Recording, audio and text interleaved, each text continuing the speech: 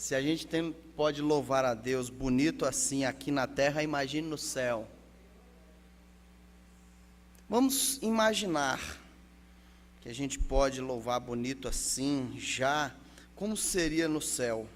Aliás, vem a calhar porque esta noite nós vamos fazer leitura no livro de Apocalipse, capítulo de número 1. E antes de nós lermos, eu gostaria de lembrar os irmãos, principalmente aqueles que não têm muito costume com a leitura do Apocalipse, que o Apocalipse não é um livro de terror não, viu, queridos? E nem um livro terrível, não é um livro para meter medo e nem um livro para jogar praga. O Apocalipse é um livro de esperança. O Apocalipse é um livro que nos mostra de fato como será em algum momento o perfeito louvor, como será em algum momento a maneira mais perfeita que podemos estar diante do nosso Deus. Apocalipse capítulo 1, de 1 a 20, eu vou ler o texto um pouco extenso, mas os irmãos se preocupem não, que nós não vamos nos alongar muito não, pelo menos não pretendemos. Eu vou ler mais uma vez, como fiz pela manhã, na minha versão. A minha versão eu selecionei a versão própria para esta noite, né? A gente fica assim, mudando de versão em versão, de acordo com aquilo que a gente vai falar. Hoje eu vou ler João Ferreira, numa versão corrigida e revisada, de acordo com os melhores textos em grego e hebraico, que é melhor para esse tipo de leitura, principalmente no Apocalipse. Na minha versão, a palavra de Deus diz o seguinte: revelação de Jesus Cristo. A gente já podia parar por aí. Se vem de Jesus Cristo, ele falou uma só palavra, para a gente já seria suficiente, né? A qual Deus lhe deu para mostrar aos seus servos as coisas que brevemente devem acontecer, e pelo seu anjo as enviou e as notificou a João, seu servo, o qual testificou da palavra de Deus e do testemunho de Jesus Cristo e de tudo o que tem visto. Bem-aventurado aquele que lê e os que ouvem as palavras desta profecia e guardam as coisas que nela estão escritas, porque o tempo está próximo. João, então, escrevendo às 7 igrejas que estão na Ásia: graça e paz seja convosco da parte daquele que é, que era e que há de vir, e da parte dos 7 espíritos que estão diante do seu trono, e da parte de Jesus Cristo, que é a fiel testemunha, o primogênito dentre os mortos e o príncipe dos reis da terra, aquele que nos amou e em seu sangue nos lavou dos nossos pecados e nos fez reis e sacerdotes para Deus e seu Pai. E ele, glória e poder para todos sempre. Amém. Eis que vem com as nuvens, e todo olho o verá, até mesmo o que os traspassaram, e todas as tribos da terra se lamentarão sobre ele. Sim, amém.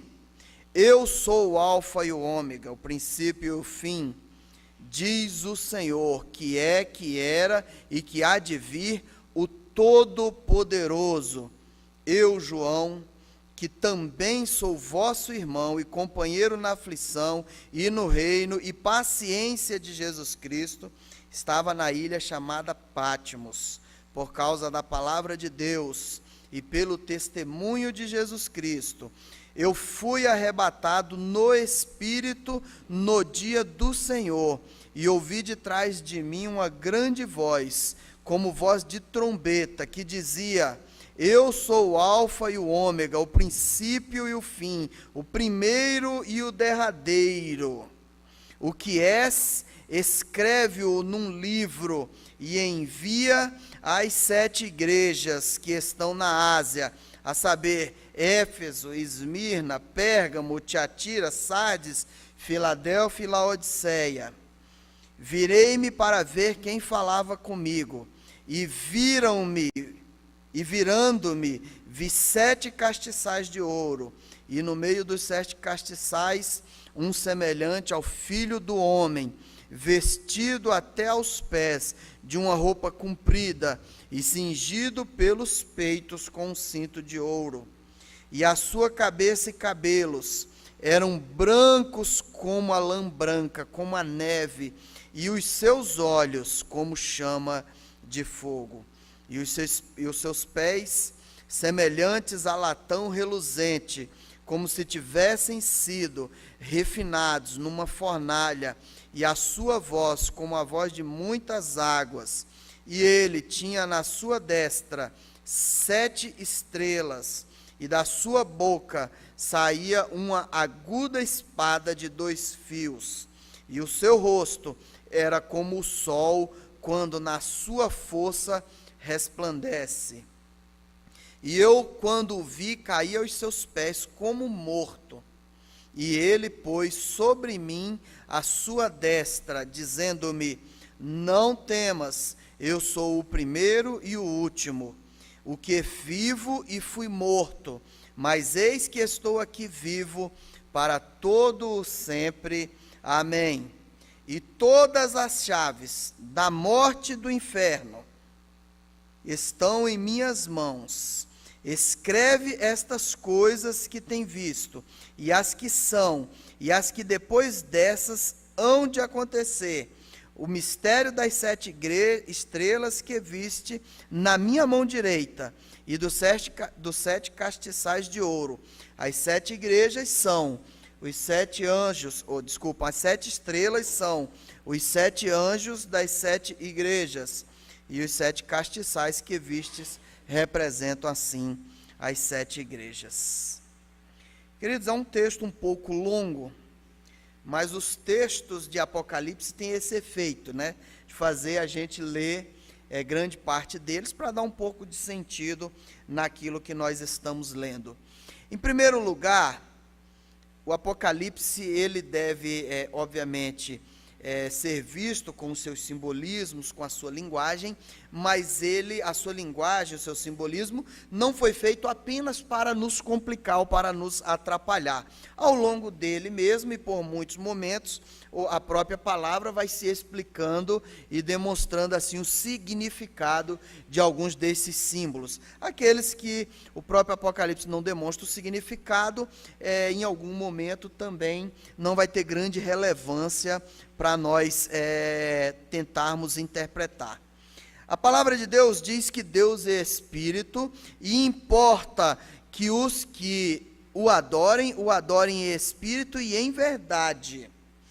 Isso quer dizer o seguinte, meus queridos, muitas coisas, com certeza, nós precisamos fazer ela de maneira natural, de maneira comum, mas, em especial, uma passa desapercebida. Deus sendo Espírito, as suas ações são, obviamente, sobrenaturais. E de maneira sobrenatural ou espiritual, são sinônimos, é como devemos adorar. Nós já falamos isso pela manhã. Então, de maneira espiritual, de maneira com que nós consigamos entender o Espírito de Deus que se manifesta dentro de nós, é que também precisamos nos apresentar diante de Deus. Quando ele diz em verdade, é óbvio nas coisas que nós fazemos no dia a dia.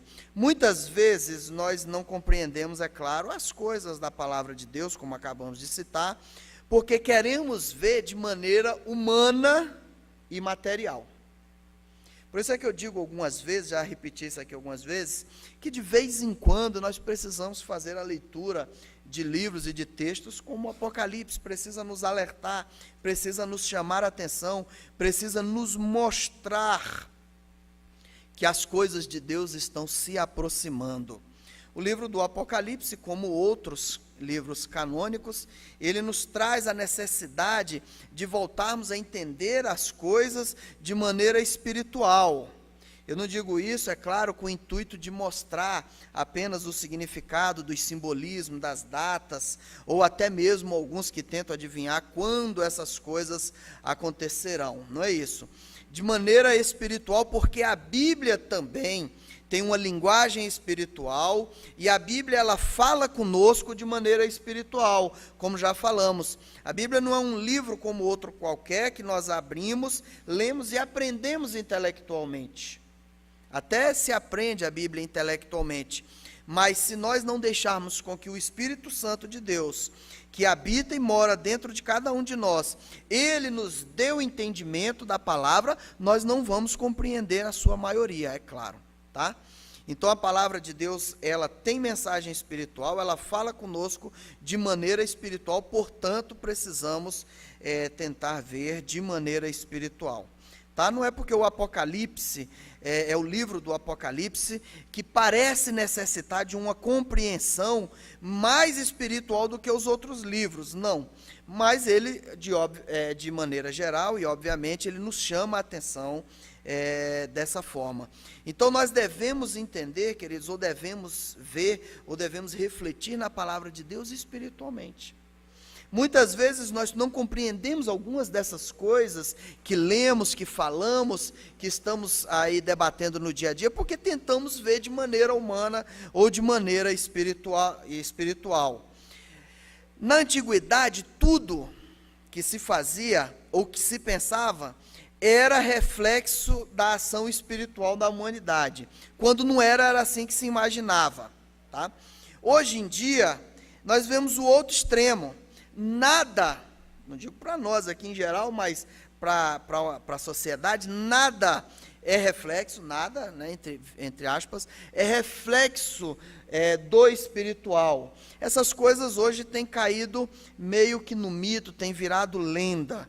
Quando a gente fala de pecado, quando a gente fala de coisas que não agradam a Deus, a gente já virou motivo aí de chacota, de escárnio, isso para nós é comum acontecer, mas ainda assim demonstra que a sociedade ela tem se tornado cada vez mais afastada de Deus, não pelo simples fato de se posicionar contra, mas porque espiritualmente estão muito frias. Pelo menos no que tange ao Espírito Santo, né? Porque tem uns aí que procuram uma espiritualidade, mas acabam encontrando uma espiritualidade maligna. E essa, como também já falamos, vai levar direto para o inferno, não tem outro caminho. Acreditem,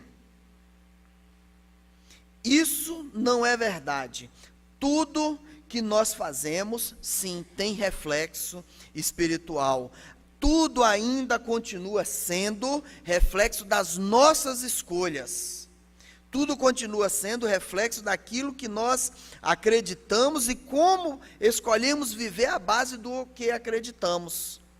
Nós estamos aí no dia a dia das nossas vidas cotidianas, estudando, trabalhando, desenvolvendo as nossas carreiras, e nós às vezes evitamos fazer coisas porque acreditamos que elas sejam erradas, outras vezes procuramos fazer coisas que acreditamos ser certas e que os outros evitam porque para eles é bobagem. Então a nossa vida, de maneira geral, em caráter geral, ela é reflexo daquilo que nós acreditamos, daquilo que a gente procura entender como sendo reflexo da vida espiritual. Tá? Como entramos, é claro, numa era do que não acreditamos, entre aspas, nas coisas espirituais, ficou fácil então para o diabo nos ludibriar, introduzir as suas doutrinas na sociedade, onde nem mesmo os cristãos querem ver essas manifestações, ou melhor, já as vê também como mito, né? Ou tem medo de pensar assim, e se escondem atrás do comodismo, e enfim, do marchar para a igreja, e já está fazendo a sua parte. Mas então, de maneira simples, nós vamos tratar um pouco dessa revelação. Tá? O livro de Apocalipse, é óbvio, ele também pode ser visto de maneira comum. E vendo o livro de Apocalipse de maneira comum, ele é um dos livros da Bíblia e um livro profético. Mas nós temos vários outros livros proféticos. Nós temos Daniel, nós temos Isaías, mas a linguagem é diferente, de fato, né? O livro do Apocalipse, ele nos traz uma mensagem completamente diferente daquelas, ou pelo menos em linhas gerais, mesmo que aqueles profetas lá atrás também já apontassem para coisas apocalípticas. Mas o Apocalipse, ele, em primeiro lugar, ele tem um público-alvo diferente. Como nós falamos pela manhã, a mensagem, ela dita por Jesus Cristo ali, no Sermão do Monte, ela era muito intrínseca às pessoas que viviam ali naquele momento, e elas eram direcionadas àquelas pessoas. É claro que elas ainda têm reflexo nas nossas vidas hoje, como vimos, a sua aplicação. É claro que ela ainda fala conosco atualizadíssima, mas ela foi escrita também para aquele público ali que convivia e acompanhava Jesus Cristo diariamente. Já a mensagem do Apocalipse, ela foi feita e direcionada para nós, para as pessoas que viriam dali para frente. Principalmente, não só, mas principalmente. Então ela é ampla, ela é aberta, ela é universal, ela é mundial, ela não é para um grupo apenas de pessoas. E na profecia do Apocalipse nós vamos ver que Deus fala sempre de coisas que vão alcançar o mundo inteiro. Então, nesse aspecto, o livro de Apocalipse, ele teria uma classificação, uma categoria própria apenas para ele. Então, é claro, como vimos aqui, toda profecia precisa de um profeta, ou seja, de alguém que vai transmitir para nós essa mensagem, e essa pessoa ali que fez esse papel de Navi, que é o significado de profeta em hebraico, foi João. A maioria de nós acredita que seja João, o evangelista, ou João, o discípulo de Cristo, mas não há nem como afirmar isso com certeza, né? Isso é apenas fruto de algumas pesquisas e estudos. E nós vamos ver que ele é fruto da declinação de Deus para nós da sua mensagem, que é a profecia propriamente dita, tá? Agora, se nós olharmos para o Apocalipse de maneira especial, com olhos espirituais, nós vamos ver que essas características restritivas dele começam a se tornar amplas. Porque a gente não está mais procurando bicho de 7 cabeças no Apocalipse. Nós não estamos mais procurando tentar entender algumas figuras ilustrativas como coisas absolutamente terríveis para o nosso entendimento. Pode ser terríveis, sim, no dia da revelação do Senhor, mas a mensagem central do livro é uma mensagem de esperança e uma mensagem que nos enche com esse espírito de adoração, como nós vimos agora há pouco, e nos enche de desejo de estarmos naquele dia. Os crentes do primeiro século, os cristãos do início, eles acreditavam tanto que Jesus estava voltando naqueles dias, que muitos deles, todos os dias, levantavam de manhã, abria a janela, olhava e dizia: será que é hoje que o meu Senhor vem? Viviam com tamanha expectativa, com tamanho ardor, esperando a volta do Senhor nosso Deus. E é assim que nós precisamos, é claro, encarar esse livro, bem como a palavra de Deus. Nós vamos ver que o primeiro capítulo do livro da Revelação, ele serve para nos nortear sobre o transcorrer de todo o livro, foi esse que nós lemos. Podemos, então, ver alguns aspectos importantes. Primeiro, esse livro, ele é uma revelação do próprio Jesus Cristo. São palavras escritas que saíram da boca do próprio Jesus Cristo.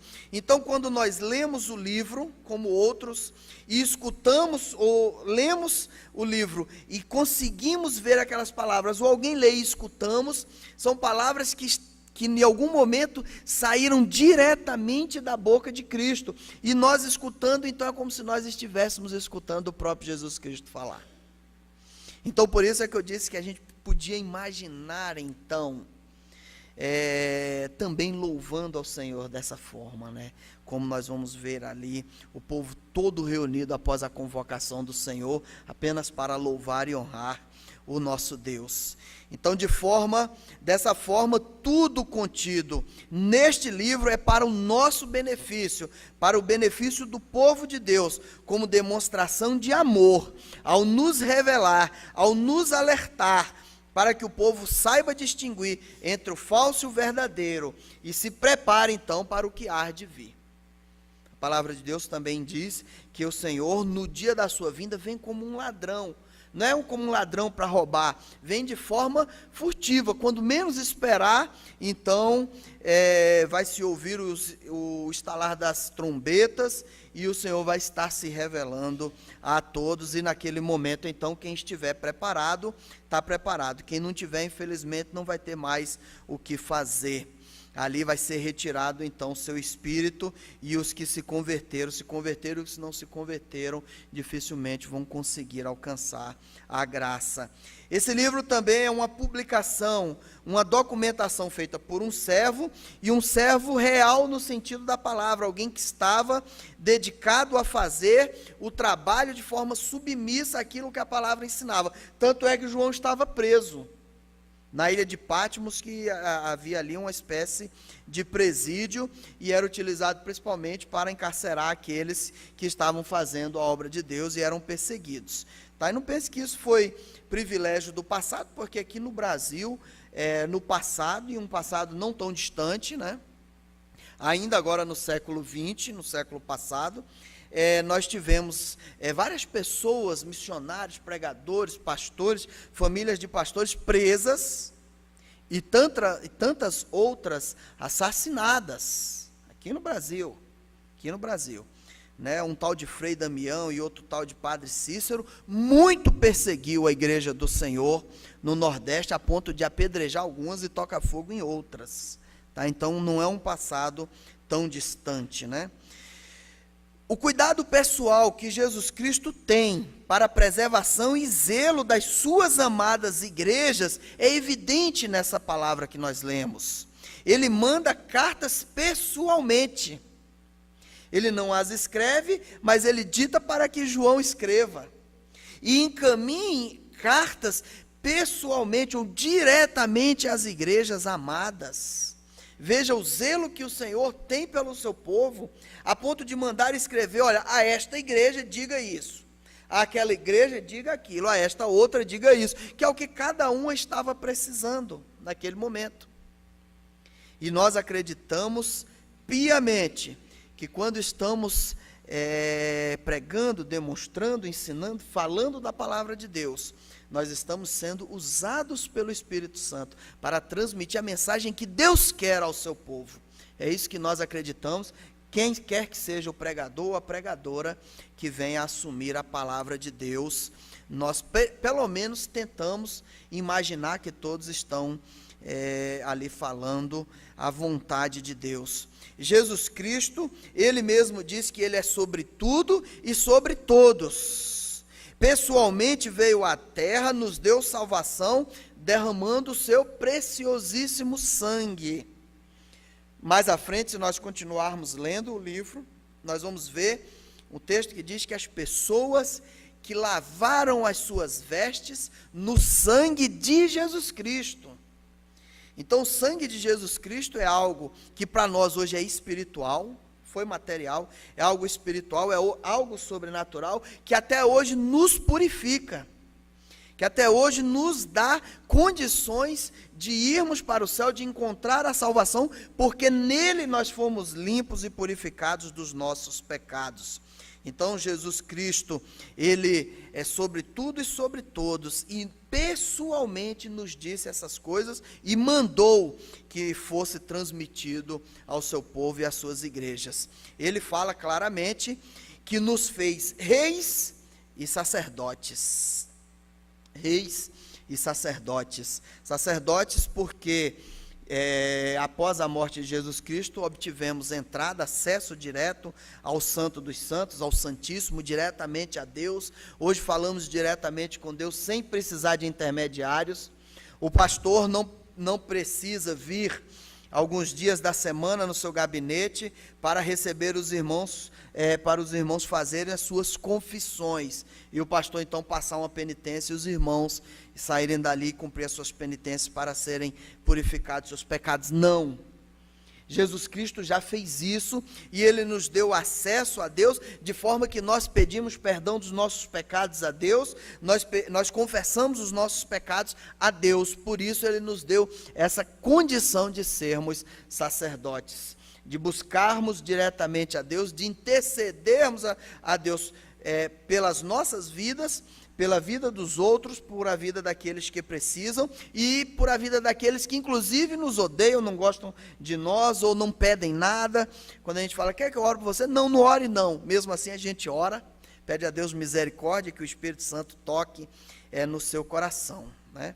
Ele nos fez reis, porque a palavra vai nos mostrar lá na frente, quando Jesus se apresentar para julgar o mundo, ele vai nos chamar ao seu lado, vai chamar o seu povo, para que o seu povo então agora domine e julgue sobre toda a terra. Então essa é uma das nossas funções, e por isso é que precisamos louvar, e louvar alegremente, louvar com força como fizemos, louvar de forma que a nossa alma se alegre, de forma que nós ficamos derramando, né, de alegria e de certeza que o Senhor está fazendo grandes coisas nas nossas vidas e no seio da sua igreja. Ele nos ensina a louvar e glorificar a Deus sempre que o pronunciarmos. Ele nos ensina a reverência, por isso a palavra de Deus nos chama a atenção para não ficar usando o nome de Deus de maneira fútil, de maneira boba, em brincadeiras, em piadas desagradáveis ou piadas até agradáveis. E piada não é para usar o nome de Deus, não é para falar das coisas de Deus em piada. Nós precisamos tratar do nome de Deus e das coisas de Deus de maneira séria. Maneira séria não quer dizer maneira ranzinza, maneira, né, como alguns imaginam. Maneira séria é apenas com postura, com ética espiritual, né, diante do nosso Senhor, tá? Então ele nos ensina, inclusive, lendo esse texto que nós acabamos de ler, a maneira correta de louvar. Todas as pessoas saberão que Jesus Cristo é real, verdadeiro e único. E tudo que a Bíblia prega, diz, é a verdade. Tá, muitas vezes a gente fica frustrado, fica chateado, porque vamos falar com alguém, aquele alguém tem uma eloquência muito grande e acaba despejando as suas coisas como se fosse verdade. A gente sai de lá com aquela sensação de que não conseguimos provar que Jesus Cristo é Jesus Cristo, que não conseguimos provar que o que estávamos falando da palavra é o correto, saímos com aquela sensação de que fomos vencidos. Algumas vezes acontece isso, né? Nós que já militamos aí em missões, os pastores que têm enfrentado aí os seus púlpitos assim, de vez em quando saem com esse sentimento de que foi derrotado ali naquele debate, mas a palavra de Deus vem nos consolar aqui. Ela diz, olha, todas as pessoas saberão que Jesus Cristo é real, e naquele momento eles vão falar, olha, o irmão estava falando, era verdade, o pastor estava falando, era verdade, o pastor estava falando, era verdade. Que pena que eu não pude acreditar, e agora o caminho é o caminho da condenação eterna. Eu sou o alfa e o ômega, o princípio e o fim, diz o Senhor, o que é, o que era, o que há de vir, o Todo-Poderoso, o Todo-Poderoso. Queridos, uma vez nós estávamos conversando com uma pessoa que tinha muito medo do escuro, tinha medo de dormir em casa sozinha. E aquele medo não era de bandido não, medo era de alma mesmo, né? Medo de espírito, medo de assombração. E aí a gente estava falando ali para ela, irmã, é o seguinte, a senhora acredita em Deus? Acredita no Espírito Santo? Acredita. A senhora acredita que Deus fez esse universo gigantesco todo? Acredito. A senhora acredita que Deus fez os anjos, os demônios, o diabo, todas essas coisas? Acredito. A senhora acredita que Deus mora dentro da senhora? Acredito. Deus é todo poderoso? Acredito. Então por que esse medo de assombração? Se Deus, o Senhor, que fez estas coisas, que inclusive se intitulam de assombração, né? Artimanha do maligno. Deus que fez isso tudo habita dentro de nós, nós é que temos autoridade sobre eles. Acabamos de ler que Deus nos fez reis e sacerdotes, autoridades espirituais contra principados e potestades, dominadores do ar e desse tempo e desse mundo. João fala da paciência de Cristo. De manhã já falamos um pouco sobre misericórdia e também da paciência de Deus. Se Deus ele agisse como nós, se Deus pensasse como nós pensamos, Deus já tinha acabado com tudo. Outro dia falamos sobre isso aqui, né? Se nós fôssemos Deus, o que nós íamos fazer? Em primeiro lugar, fiquei com raiva, está fulminado. Buzinou forte com a gente no trânsito, está fulminado. Quer dizer, a gente fulminaria todo mundo, não escaparia ninguém. Porque alguém aqui, a uma hora ou outra, sempre fez um aborrecimento, né? A gente. Mas não, Deus e Jesus Cristo têm uma paciência completamente diferente. E João se regozija e diz que ele é co-irmão conosco na paciência do Senhor Jesus Cristo. O próprio Senhor Jesus Cristo, glorificado, mandou João escrever. João escreve, passa para o meu povo, mostra para o meu povo como as coisas de fato são e devem ser.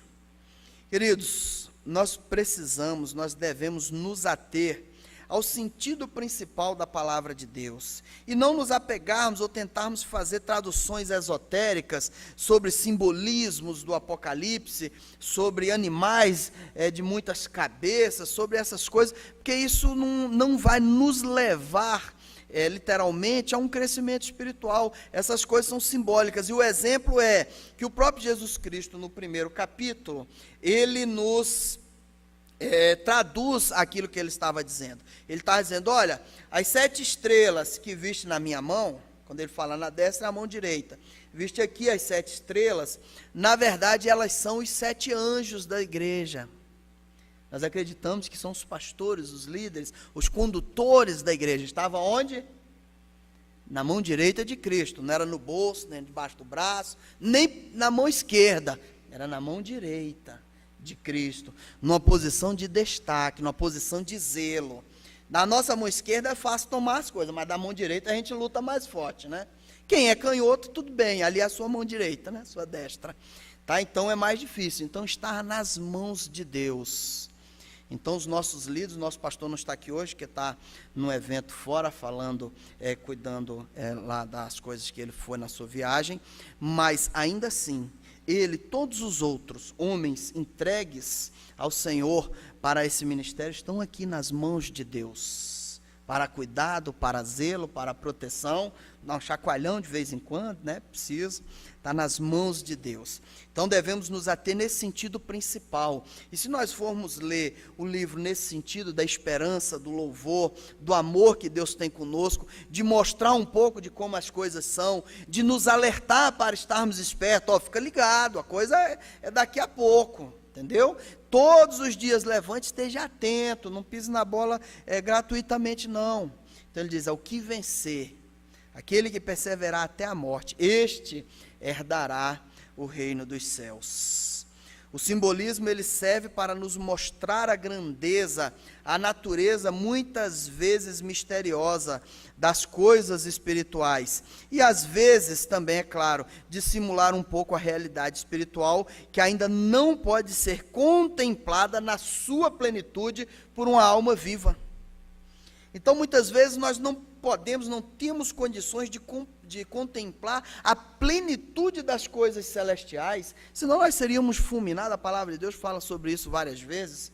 Moisés quis ver tanto a Deus, que Deus imaginou, não, eu vou dar uma colher de chá para Moisés, eu vou deixar ele ver assim, tipo que pelas costas, assim o balançado da roupa na hora que eu passar, na fresta da pedra. E ali Moisés, então, viu aquela quase que sombra de Deus passando.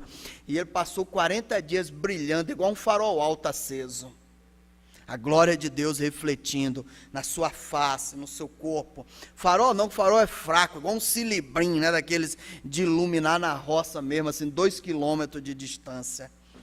O simbolismo, ele serve muitas vezes para dissimular essa realidade, porque como falamos de manhã, as coisas de Deus, para aqueles que não entendem, parecem loucura.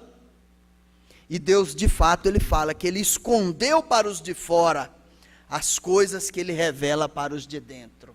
Então até aí precisamos louvar do amor e do zelo que Deus tem para nós, de dar um livro tão espetacular, para que nós tenhamos nas mãos e olhamos assim, olha, palavra saída da boca de Jesus Cristo, que ele disse assim, João escreve, para lá no futuro, aquele povo sentado na Betel, à noite, no culto, saber que eu estava falando da minha boca, para eles, não só na Betel, mas todo o povo esparramado aí pela face da terra. de maneira que podemos completar ou contemplar a sua plenitude. Então nós ainda temos uma alma, uma vida revestida de corrupção carnal do nosso dia a dia, que isso vai ser superado no dia do Senhor. Então Jesus Cristo traz nas suas próprias mãos anjos da igreja, os pastores, os líderes da igreja, e diz: olha, os castiçais que vistes são as igrejas. Então nada mais do que, Jesus não está fazendo nada mais aqui do que dizer que essa sua mensagem é para a igreja. É para que nós estejamos vigilantes, atentos, e podemos então cuidar diariamente, sabendo das coisas como elas virão. Então podemos concluir, é claro, que tudo está nas mãos do Senhor, que as coisas são muito mais profundas do que estamos acostumados a ver, já falamos isso pela manhã, que mesmo revelado, o céu ainda não pode ser totalmente compreendido por pessoas revestidas ainda dessa casca carnal de corrupção, mas mesmo assim, Deus ainda consegue ver virtudes no seu povo, em pessoas a ponto de proporcionar tamanho privilégio a nós até hoje, aquele homem e a nós até hoje. E por fim, vamos dar um salto aqui na leitura do Apocalipse, pular lá no capítulo 20, versículo 11 em diante, a palavra de Deus diz assim: em seguida, observei um grande trono branco, e o que estava assentado sobre ele, e a terra e o céu, simplesmente fugiram da sua presença, e não foi achado lugar para eles, nem a terra, nem os céus. Vi também os mortos, grandes e pequenos, em pé diante do trono, e alguns livros ali foram abertos. Então abriu-se um outro livro, o livro da vida, e os mortos foram julgados pelas observações que estavam registradas nos livros, de acordo com as suas obras realizadas. Então precisamos ser vigilantes. O livro do Apocalipse é um livro de amor, então o Senhor está deixando um alerta. Queridos, olha, prestem atenção. Naquele dia, o dia do Senhor, Ele vai olhar os livros e ver o que foi a obra de cada um. Então, naquele dia, o mar entregou os mortos que jaziam nele, e a morte e o Hades é o inferno, entregaram os mortos que neles haviam, e um por um foi julgado de acordo com o que tinham feito. Então a morte e o inferno foram atirados no lago de fogo, e esta então é a segunda morte, o lago de fogo. E todo aquele cujo nome não foi encontrado escrito no livro da vida, foi lançado no lago de fogo. Se continuarmos lendo no próximo capítulo, nós vamos ver que todos os que tiveram o seu nome encontrado, listado no livro da vida, vão poder cantar com o Senhor: Jerusalém, aleluia, Maranata, ora vem Senhor Jesus. Então, para concluir essa breve mensagem sobre a revelação de Jesus Cristo, que tanto nos chama a atenção, que tanto nos alerta, vamos cantar o hino 521, que também nos fala um pouco dessa mensagem, então assim, para encerrarmos.